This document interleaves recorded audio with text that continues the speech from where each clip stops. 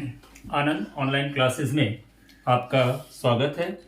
आज मैं general knowledge के सेक्शंस में भूकंप के बारे में बात करने वाला हूं। आप लोग देख रहे होंगे कि हमारा जो वीडियो आपका हिस्ट्री का भी चल रहा है क्लासेस, जिसका वीडियो मैं बार बार अपलोड कर रहा हूं। आप लोगों को कहूँगा कि आप लोग आनंद ऑनलाइन क्लासेस चैनल को सब्सक्राइब करें, जिससे आपको हर तरह का वीडियो आप तक पहुँचेगा। और ये वीडियो वैसा होगा जो ऐसा नहीं होगा कि आज हमने क्लास लिया कल नहीं लूंगा, मतलब रेगुलर आपको वीडियो मिलता रहेगा और बिल्कुल एक सीक्वेंस से मिलेगा, एक पैटर्न से मिलेगा और बार बार अपडेट भी मैं उस टॉपिक्स को करता रहूंगा। ठीक है, आज बात कर रहे हैं भूकंप के बारे में। तो एक्चुअल में भूकंप होता क्या है? तो एक जनरल मॉड देखे होंगे कि भूकंप आता है तो क्या होती है भाई? तो थोड़ी सी हलचल होती है। थोड़ा सा हलचल कहने का मतलब क्या? तो अर्थ में वाइब्रेशंस होता है, तो वाइब्रेशंस ही भूकंप है। तो कहा जाता है कि आखिर भूकंप का क्या कॉज होगा या भूकंप क्यों आता है? तो हम लोग कह सकते हैं कि पृथ्वी के अंदर किसी तरह की कोई प्रक्रियाएं होती है, यानी कुछ ना कुछ तो रिएक्शंस का बात करेंगे, प्रक्रिया होती है जिसके कारण क्या होता है, तो बहुत ज्यादा ताप और दाब के कारण थोड़ा सा वहां पे इक्वलिटी दाब नहीं हो पाता है, जिसके कारण क्या होता है, तो भूकंप का निर्माण होता है। इसीलिए कहा जा सकता है कि भूकंप क्या है भाई? तो पृथ्वी के गर्भ में होने वाली किसी हलचल के कारण जब धरातल पर कोई भाग हिलने लगता है तो उसे भूकंप कहते हैं। एक बात यहाँ ध्यान देने वाली चीज है कि हमने बोला पृथ्वी का कोई भाग हिलने लगता है। तो देखिए, पृथ्वी के में भाग को वाइब्रेशंस होने का बहुत सा कॉज बताए गए हैं, लेकिन यहाँ पर जो एक्चुअल में पहले आपको हम एक टेक्टोनिक लॉ के अनुसार बात करेंगे कि भूकंप जो आता है तो उसका टेक्टोनिक लॉ एक होती है, एक नॉन टेक्टोनिक लॉ है। ऐसे भूकंप का कॉज बहुत सा होता है, लेकिन मेनली हम लोग इसको कितने पार्ट में बांटते हैं? तो दो पार्ट में बांटते हैं। पहला होता है टेक्टोनिक और दूसरा होता है non tectonic cause. Tectonic cause क्या हुआ? तो इसको हिंदी में कहते हैं विवर्तनिक और इसको कहेंगे अविवर्तनिक। तो एक बात देखिए, टेक्टोनिक क्या होता है? तो इसमें भी दो भाग का बात होता है। एक होता है आपका जियोलॉजिकल फॉल्ट, ठीक है, एक जियोलॉजिकल फॉल्ट होती है और दूसरा होता है प्लेट टेक्टोनिक फॉल्ट। तो देखिए, जैसे जियोलॉजिकल फॉल्ट क्या होगा? तो जियोलॉजिकल क्या होता है? तो जो हमारा भूगर्भ के अंतर्गत रिलेशंस होता है उसको हम लोग कहते हैं कि जियोलॉजिकल है। ठीक है, तो यहाँ पे आप देख रहे होंगे कि भूकंप का मेनली दो कॉज हुआ। उसमें पहला जो विवर्तनिक था यानी टेक्टोनिक था, उसमें हुआ जियोलॉजिकल फॉल्ट। जो क्या होता है, तो पृथ्वी में ताप एवं दाब के कारण क्या होता है, दाब में असंतुलन उत्पन्न होती है, यानी प्रेशर जो होता है वो थोड़ा सा अनइक्वल नहीं होता है, जिसके कारण क्या होता है, तो भूकंप का निर्माण होता है। ये हो गया जियोलॉजिकल फॉल्ट लॉ के अनुसार। दूसरा बात जो करेंगे वो होता है प्लेट। हमारा अर्थ जो है वो टोटल 12 प्लेटों से बना हुआ है। ये प्लेट क्या होते हैं? तो जब one layer to another layer, यानी एक के बाद दूसरे पर ये प्लेटिंग होते हैं 12 प्लेट में। ऐसे जब भी एक लेयर जो होता है दूसरे लेयर से हटने का कोशिश करता है तो क्या होता है, भूकंप का निर्माण होता है। इसीलिए कहते हैं कि जियोलॉजिकल फॉल्ट जो होगा यानी प्लेट टेक्टोनिक फॉल्ट जो होगा वो होगा पृथ्वी का पटल पर 12 प्लेटों से बना है, एवं जब यह सरकता है तो भूकंप का निर्माण होता है। ठीक है, दूसरा कॉज जो था मेरा नॉन टेक्टोनिक कॉज, ये क्या है भाई? तो ये देखिए, अक्सर क्या होता है कि ज्वालामुखी का क्षेत्र होता है। तो ज्वालामुखी के क्षेत्र में जब ज्वालामुखी उद्गार उत्पन्न होते हैं या उद्गार होने की इनिशियली पोजिशंस पे जाते हैं, तब भी आपका क्या होता है, तो अर्थक्वेक की डेवलपमेंट होती है। हाँ, ये अर्थक्वेक ज्यादा हार्मफुल नहीं होता है, यानी ये हल्के झटके होते हैं।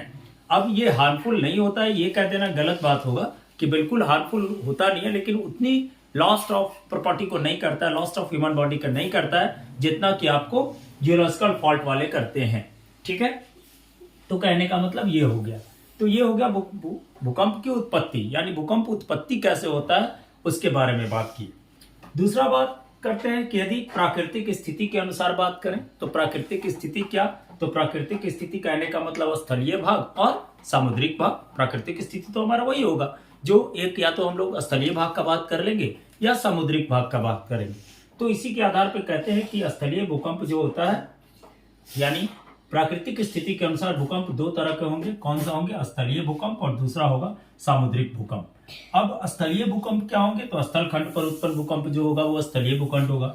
और सामुद्रिक भूकंप क्या होगा? तो समुद्र भूकंप, समुद्र तथा समुद्र के तटीय भाग में जो उत्पन्न होगा सो सामुद्रिक भूकंप कहलाएगा। यानी अभी तक हम लोग क्या पढ़े? अभी तक हम लोग पढ़े कि भूकंप क्या है, भूकंप की उत्पत्ति के क्या कारण है और प्राकृतिक के अनुसार भूकंप की उत्पत्ति कैसे होती है। एक बात अब बात करेंगे कि आखिर भूकंप तो आया, तो भूकंप कितने तरह का होता है। तो एक बात पहले आप इसका स्क्रीनशॉट ले लीजिए।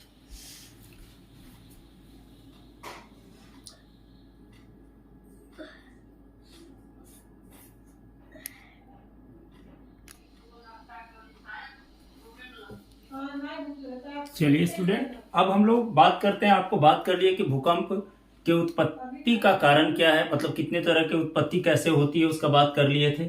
अब हम लोग बात करते हैं कि भूकंप का जो तरंग होता है वो कितने तरह का होता है। तो देखिए, भूकंप की तरंगों को हम लोग 3 भाग में बांटते हैं। तो पहला भाग को कहते हैं पी तरंग, दूसरा को कहते हैं एस तरंग और तीसरे को कहते हैं एल तरंग। तो यहाँ पे एक बात जानने का जरूरी है कि पी तरंग क्या होगा।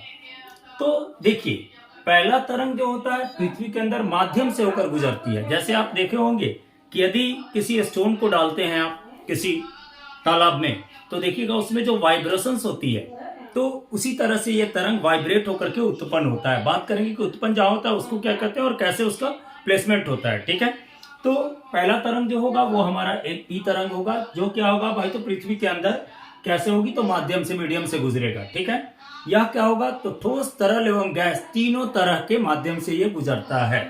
ठीक है, ये इसीलिए सबसे ज्यादा हार्मफुल हमारा पी तरंग ही होता है, ये ज्यादा हमको हार्म करता है। ठीक है, इसके बाद इसका मार्ग क्या होता है, तो अवतल होता है, यानी कॉनकेव मोड में ये मुड़ेगा। ठीक है, तीसरा हो गया कि यह कैसा है, तो लॉन्गिट्यूडिनल वेव है। ठीक है, क्लियर हो गया। इसका औसत वेग कितना होगा, तो 8 किलोमीटर पर सेकंड होगा, इसीलिए तो ये सबसे ज्यादा हार्मफुल है, यानी 1 सेकंड में 8 किलोमीटर के वेग से ये स्पीड से चलेगी। ठीक है, तीसरा जो बात होता है, सबसे लास्ट बात करेंगे, तो इसको हम लोग संपीड़न तरंग या अनुलंब तरंग भी अन्य नाम देते हैं। उसके बाद इस तरंग होता है, ये क्या है भाई, तो इसके अणुओं की गति समकोण बनाती हुई घूमेगी, यानी 90 डिग्री से जैसे मूवमेंट होगा उसका, तो ये जो चलेगा वो बिल्कुल 90 डिग्री का एंगल एक फॉर्म लेगा और उसके द्वारा वो ऐसे से मूवमेंट करता है। और यह क्या होता है, तो सिर्फ ठोस में उत्पन्न होता है। बात समझ में आई, सिर्फ सॉलिड में होगा। इसका मार्ग क्या होता है, तो इसका भी मार्ग अवतल होगा। यह कैसा है, तो ये लॉन्गिट्यूडिनल है, तो ये आपका ट्रांसवर्स वेव है। इसका औसत वेग क्या होगा, तो इसका 8 किलोमीटर पर सेकंड था, तो इसका औसत वेग 4 किलोमीटर पर सेकंड होता है। इसको हम लोग क्या कहते हैं, तो शरीर तरंगे या गौण तरंगे भी कहते हैं। सेकेंडरी वेव भी इसको कहा जाता है, क्योंकि प्राइमरी वेव के बाद ही ये सेकेंडरी वेव के डेवलपमेंट होने की चांसेस होती है। तीसरा जो तरंग हुआ वो हमारा होता है एल तरंग। ये तरंग पृथ्वी के धरातल पर लंबे समय तक उत्पन्न होने वाले तरंग है। पृथ्वी के यानी अर्थ सरफेस पे आएगा तो बहुत लॉन्ग समय तक लेगा। एक बात दूसरी हो गई, ये तीनों माध्यम से गुजरेगा। तीसरा हो गया, इसका मार्ग सिर्फ डिफरेंट होता है। जनरली क्वेश्चन आ जाता है कि भाई आपका एल तरंग का मार्ग कैसा होगा, तो याद रखिएगा उत्तल होता है। यहीं पे लोग कंफ्यूज करते हैं, दोनों का कॉनकेव होगा लेकिन इसका कॉन्वेक्स होगा। इसका वेग 1.5 से 3 किलोमीटर पर सेकंड होगा। अन्य नाम इसका लव वेव और आर वेव देते हैं। लव वेव इसलिए देते हैं क्योंकि एल तरंग का खोज जो किए थे वो हमारे एसडी लव साहब किए थे, उन्हीं के सम्मान में इसको हम लोग लव वेव भी कहते हैं। यानी कहने का मतलब अभी तक हमने जो पढ़ा वो पढ़ा कि भूकंप की भाई उत्पत्ति कैसे होती है। दूसरा बात हम लोग पढ़े कि भूकंप का क्षेत्र के बारे में बात करेंगे, तो प्राकृतिक स्थिति के अनुसार भूकंप कितने तरह के होते हैं। तीसरा बात हमने अभी किया भूकंप के प्रकार, यानी भूकंप का प्रकार आप लोग अब हमेशा दिमाग में रखिएगा कि भूकंप 3 प्रकार के होते हैं, P S L. P primary जो सबसे ज्यादा, एस सेकेंडरी जो उससे कम, एल लॉन्गिट्यूडिनल जो उससे बिल्कुल कम। ठीक है, ये जो होगा वो क्या होगा, तो तीनों में ठोस, द्रव और गैस तीनों में उत्पन्न होगा पी। एल जो होगा सिर्फ, एस जो होगा वो सिर्फ आपका किस में होगा, तो ठोस में, सॉलिड में होगा। लेकिन यदि एल होगा तो तीनों में होता है, इसीलिए ये धरातल पर उत्पन्न होता है। अब हम लोग बात करें, थोड़ा सा ज्यादा इसमें अब डिस्कस करने की जरूरत नहीं है। जैसे अब सवाल है कि इसको हमने कैटेगरीज कर लिया। अब हमारे यहाँ यदि भारत का भूकंप क्षेत्र बांटेंगे तो कितने क्षेत्रों में होगा, तो भारत में भूकंप क्षेत्र जो होगा वो 3 भाग में बांटते हैं। यहाँ पे थोड़ा सा उसका भी डिस्कस कर देते हैं, इसका स्क्रीनशॉट ले लीजिए। चलिए अब बात करते हैं कि भाई भूकंप का कितने तरह का हुआ, ये बात कर लिए। अब हम लोग बात करते हैं आकर के कि भाई भारत में भूकंप को कितने क्षेत्रों में बांटा जाता है। तो भारत में भूकंप को 3 क्षेत्रों में बांटा जाता है। एक बात पहले ही बोल दी है, जहां ज्वालामुखी उद्गार होगा वहां भी भूकंप डेवलप होता है। ठीक है, तो यानी भारत में भूकंप का क्षेत्र, थोड़ा इसको ध्यान दीजिएगा। भारत में भूकंप का क्षेत्र अक्सर पूछ देता है कि भारत में भूकंप का क्षेत्र कौन कौन सा है, बताइए, या क्या ये भारत में भूकंप का क्षेत्र है। तो यहाँ पे देखते हैं, पहला, भारत में भूकंप के क्षेत्र को 3 भाग में हम लोग बांटते हैं। पहला कौन सा, तो हिमालय का क्षेत्र। हिमालय के क्षेत्र में भी बहुत ज्यादा भूकंप बराबर आता है। यही कारण है कि तिब्बत, नेपाल, ये सब में सुनिएगा कि भूकंप बराबर आ रहा है। ठीक है, अभी ये क्या है, तो हिमालय का क्षेत्र जो है वो नवनिर्मित भूकंप का रूप ले रहा है, यानी वहां पे आने वाले समय में बहुत ज्यादा भूकंप आने की चांसेस है। दूसरा जो होता है वो कौन सा होता है, तो दूसरा होता है उत्तरी मैदान का भूकंप क्षेत्र। उत्तरी मैदान का भूकंप क्षेत्र, दूसरा जो हुआ वो कौन सा हुआ, उत्तरी मैदान का भूकंप क्षेत्र। और तीसरा, थर्ड वाला जो होगा वो कौन सा होगा, तो दक्षिण के पठार का भूकंप क्षेत्र। यानी भारत को कितने, भारत भौगोलिक के, भारत दक्षिण के पठार का भूकंप क्षेत्र। यानी यदि हम लोग देखें कि कितने भाग में बांटते हैं भूकंप को, तो 3 भाग में बांटते हैं भारत में। इसका 3 एरिया बनता है। एक हिमालय का क्षेत्र है जो नव उत्पन्न है, अभी नव उत्पन्न, इसको याद रखिएगा, अभी उत्पत्ति के ही फॉर्म में है। उत्तरी मैदान का क्षेत्र जो बराबर आता रहता है। ठीक है, तो यानी भारत को हम लोग 3 क्षेत्रों में बांटे। अब सवाल है कि भूकंप की उत्पत्ति होती है, तो भूकंप देखिए, जिस स्थल पे भूकंप का उत्पत्ति होगा, ठीक है, जैसे मान लीजिए ये सरफेस है, यहाँ पे भूकंप उत्पन्न हो रहा है, तो जहां से कंपन आरंभ होती है उसको हम लोग कहते हैं अवकेंद्र। मान लीजिए यहाँ से भूकंप शुरू हुआ और यहाँ से वाइब्रेशन शुरू हुआ, तो ये जो हमारा कहलाएगा, जहां से शुरू होगा उसको हम लोग कहते हैं अवकेंद्र। ठीक है, इस बात को याद रखिएगा। यानी अवकेंद्र क्या है, जनरली आता है क्वेश्चंस में, अवकेंद्र, तो भूकंप उत्पन्न होने का बिंदु, भूकंप के कंपन उत्पन्न होने का, कंपन उत्पन्न होने का क्षेत्र, होने का केंद्र, होने का केंद्र। ठीक है, ये हो गया क्या, जहां से शुरू होगा, वाइब्रेशंस करना शुरू होगा, वो आपका अपकेंद्र कहलाएगा। और अधिकेंद्र किसको कहेंगे, तो अपकेंद्र जैसे यहां से शुरू हुआ और ये पृथ्वी का स्थल भाग है, तो इसके ठीक ऊपर जो क्षेत्र बचेगा वो हमारा कहलाएगा अधिकेंद्र। ठीक है, तो अधिकेंद्र जनरली आता है, अपकेंद्र क्या है और अधिकेंद्र क्या है, इसको याद रखिएगा, एपी सेंटर और ईपी सेंटर। तो अधिकेंद्र, तो भूकंप अवकेंद्र के ठीक ऊपर, ठीक है, भूकंप का ठीक ऊपर पृथ्वी का केंद्र। ठीक है, अब कहता है कि किस पे सबसे ज्यादा प्रभाव होता है, तो भूकंप का प्रभाव जो होता है वो सबसे ज्यादा अधिकेंद्र पे होता है। भूकंप का प्रभाव सबसे ज्यादा क्षेत्र। यहां तक क्लियर हो गया। अब एक बात देखिए, आखिर भूकंप का हम लोग देख लिए कि ये होता है, आखिर इसको मापते कैसे हैं हम लोग, तो जनरली क्वेश्चंस आता है भूकंप मापने वाले को क्या कहते हैं, तो वो कहलाता है सिस्मोग्राफ, जो कि 3 भागों से बना होता है। यानी हो गया भूकंप मापने वाला यंत्र, भूकंप मापने का यंत्र कौन हो गया, तो सिस्मोग्राफ,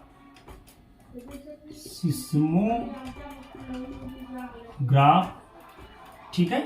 इसके कितने भाग होते हैं, तो 3 भाग होता है। 3 भाग हुआ। पहला क्या, तो पहला को कहेंगे हम लोग कंपन संयंत्र, अंकन संयंत्र। कंपन यानी जहाँ पे कंपन होता है उसको वाइब्रेट करने का मेजरमेंट। उसके बाद आपका अंकन, जहाँ पे रीडिंग डालेगा, और उसके बाद इसमें एक वॉच लगी रहती है जो मेजरमेंट स्केल कर बताता है। यानी भूकंप मापने का यंत्र जो हुआ वो सिस्मोग्राफ हुआ। उसका 3 भाग हुआ। पहला हो गया कंपन संयंत्र, कंपन संयंत्र जो कि मेजरमेंट करेगा कि आपका कहाँ से कंपन हो रही है। दूसरा जो पार्ट होगा वो क्या होगा, तो अंकन संयंत्र, यानी जो न्यूमेरिकल वैल्यू को लेगा। और तीसरा जो होता है वो हमारा होता है घड़ी। ठीक है, अब बात करते हैं कि आखिर भूकंप का जो ये भूकंप सिस्मोग्राफ मापेगा वो कैसे मापता है। तो उसकी मेजरमेंट स्केल जो होती है 1 से 12 तक होती है। सिस्मोग्राफ का जो मेजरमेंट स्केल होता है 1 से 12 तक होगा। तो कहने का मतलब 1 से 12 तक होता है, तो आखिर कितने वाले भूकंप हमारे लिए ज्यादा खतरनाक है, कितने वाले हमारे लिए ज्यादा कम है, यानी जिससे अफेक्ट पड़ता नहीं है ज्यादा।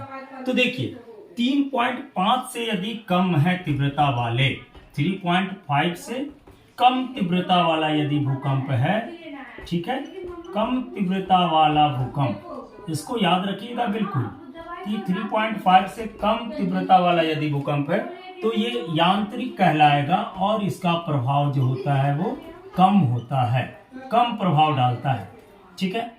इसके बाद 3.5 से ज्यादा हुआ यानी 5.4 से तीव्रता वाला तक, 3.5 से 5.4 से तीव्रता वाला को हम लोग कहते हैं कि वो तीव्र भूकंप है। कौन सा भूकंप कहलाए? तीव्र भूकंप। अब देखिए एक होगा जो जैसे मान लीजिए यदि 6 से ऊपर आता है, 6 से ऊपर आएगा, यदि सिस्मोग्राफ में मापेंगे 6 से ऊपर आएगा तो वो क्या कहलाएगा? विनाशकारी भूकंप, यानी बिल्कुल विनाश करेगा, सब भवन ववन सबको गिरा देगा। समझ में आ रहा है कि नहीं? यानी 6 वाला जो भूकंप होगा वो बिल्कुल विनाशकारी होता है। और यदि 8.1 से ऊपर आ गया, 8.1 से ऊपर आ गया तो क्या होगा? महाप्रलय ले आएगा। बात समझ गए बात को यहाँ पे? तो यानी कहने का मतलब तीव्रता के अनुसार ऐसे वहां पे जो स्केलिंग होती है इसकी सिस्मोग्राफ का वो होता है 1 से 12 तक, ठीक है, 1 से 12 तक होता है। 3 वाला है 3.5 तक आ रहा है तो चलो ज्यादा क्षति नहीं होगा, थोड़ा बहुत भवन वन गिरेंगे लेकिन ज्यादा लॉस ऑफ प्रॉपर्टी नहीं होगा। लेकिन 5.4 होगा तो वो भूकंप तीव्र हो जाएगा, उससे लॉस ऑफ प्रॉपर्टी हो सकता है।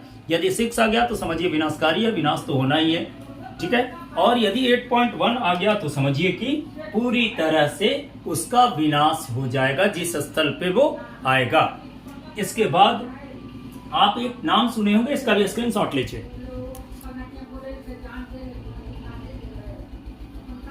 अब जो बात करते हैं वो सिस्मोग्राफ स्केल जो होता है वो कितने तरह का होता है और हम लोग अभी कौन सा यूज कर रहे हैं। तो हम लोग अभी रिएक्टर स्केल यूज कर रहे हैं। ऐसे 3 तरह का स्केल होगा। पहला होगा रॉसी फेरल का स्केल, रॉसी फेरल साहब के नाम पे वो दिया गया है। दूसरा होता है हमारा मर्केली का स्केल, ठीक है। चलिए, तो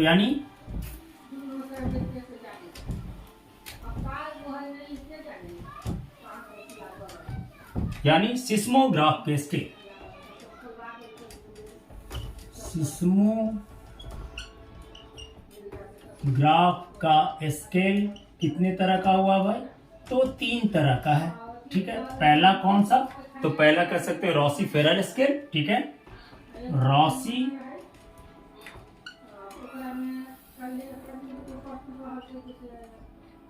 स्केल। दूसरा हो गया हमारा मार्कोली स्केल,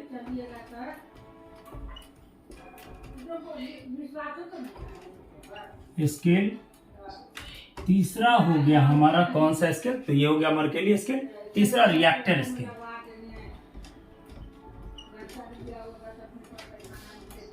रिएक्टर स्केल, ठीक है।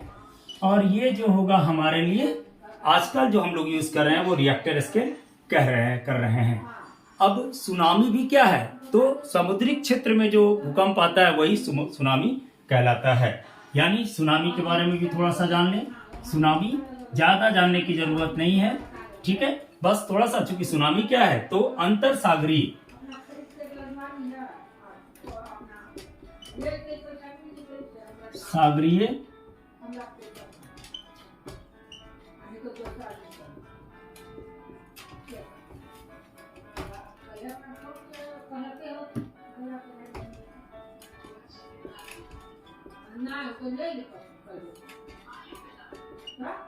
उत्पन्न तरंग, अंतर सागरीय भूकंप द्वारा उत्पन्न तरंग।